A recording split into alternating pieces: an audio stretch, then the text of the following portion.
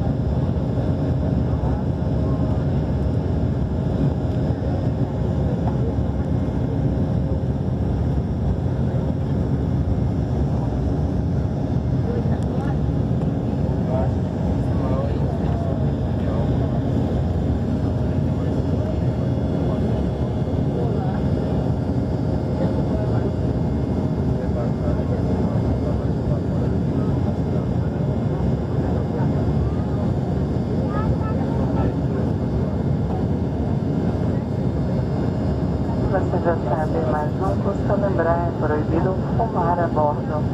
Durante o voo, mantenha seu cinto afivelado, mesmo que o aviso luminoso estiver apagado. O nosso voo até o Aeroporto Internacional de Belo Horizonte está estimado em 1 hora.